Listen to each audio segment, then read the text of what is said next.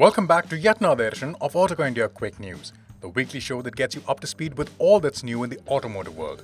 But before all that, do remember to subscribe to the Autocar India channel if you're yet to do so, and do ensure to turn the notifications on so you'll always stay up to date with our content.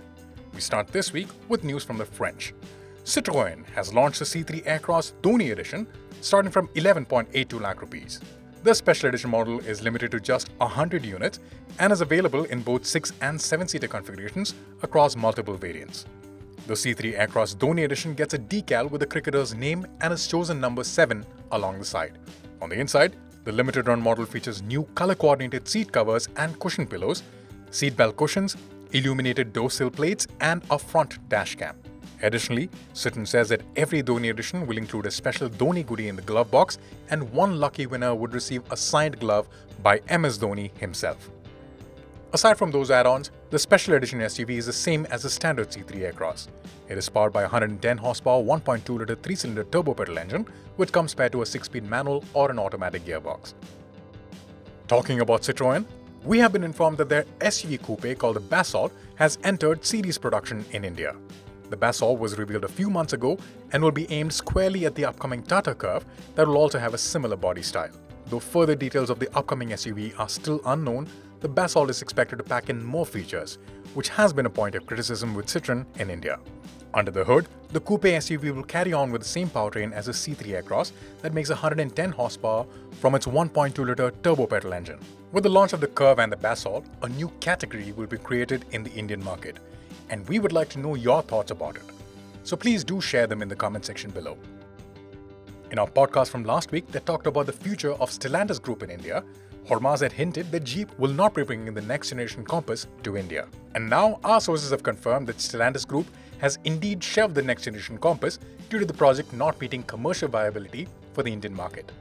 The sources have further said that Jeep will continue manufacturing the current generation Compass in India beyond 2026 and will try to extend its life cycle with occasional cosmetic upgrades. The story doesn't end there. Stellantis has confirmed that Jeep's Indian portfolio will get the addition of a new model by 2027, and we think that it could be the next generation Renegade. The company is developing a low-cost SUV that is based on Citroen's Common Modular Platform, or CMP, which underpins its C3 range of cars in India.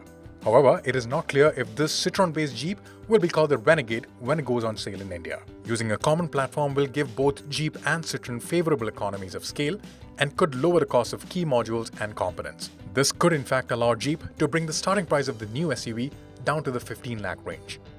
At the Altroz Racer launch event, Tata's chief commercial officer mentioned that the newly launched sporty hatchback could eventually be offered with an automatic gearbox, depending on the demand. For now, the Altroz Racer comes with a 120 horsepower, 170 Nm 1.2-litre 3-cylinder turbo petrol engine mated to a 6-speed manual gearbox as standard. The automatic would likely be the 7-speed DCA that's available with the Nexon and the standard Altroz. The introduction of the automatic variant would level the playing field to take on the i20 N-Line, which has both a 6-speed manual and a 7-speed dual-clutch automatic options.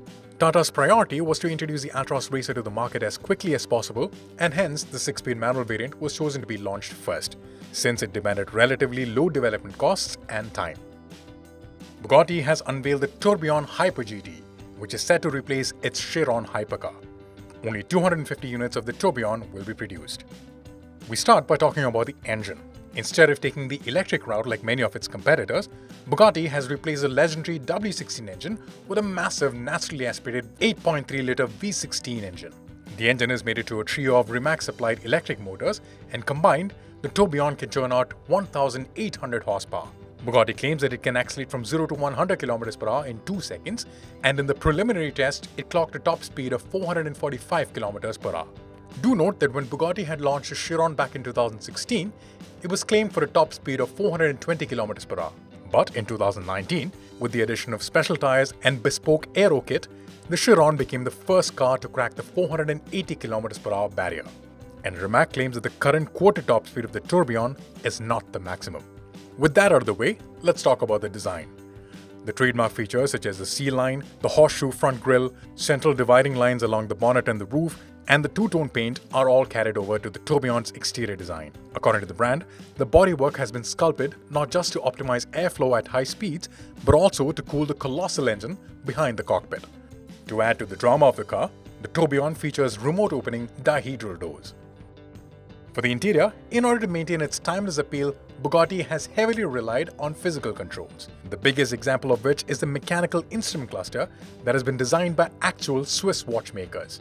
The cluster has more than 600 minuscule components, and using precious metals like titanium, sapphire and ruby, the gauge mechanism weighs just 700 grams altogether. The steering wheel is mounted to a fixed hub with the spokes fixed to the back of the cluster, which means that the gauges are always visible regardless of the steering angle. The Tourbillon is also equipped with a small touchscreen with Apple CarPlay functionality. It's hidden in the dashboard and deploys electronically upon the driver's request. All of this is yours if you can shell out £3.2 million. News from the world of two-wheelers begin with a made in India Kawasaki. Kawasaki has launched a locally manufactured Ninja 300 for 3.43 lakh rupees ex-showroom.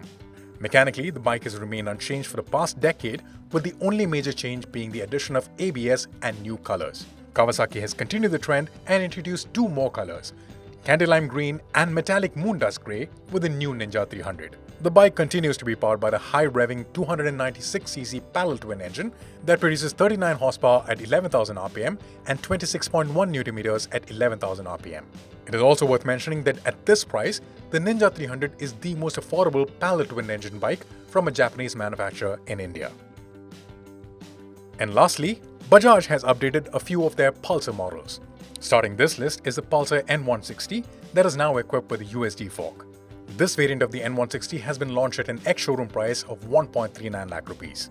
Except for the USD fork, the Pulsar N160 is mechanically identical.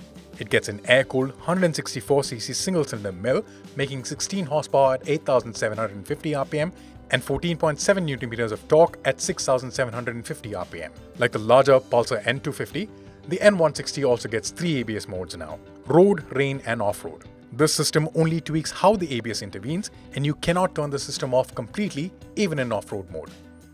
The N160 can be had in 4 colors: red, white, blue and black. At 1.39 lakh rupees, this variant with the USD fork costs 6,000 rupees more than the standard variant. Alongside this new variant, Bajaj has now equipped the Pulsar 125, 150 and the 220F with a digital display that is Bluetooth compatible, as well as a USB charger and 3 new colors each. And that wraps up this week's quick news. Thank you all for joining, and see you all next week.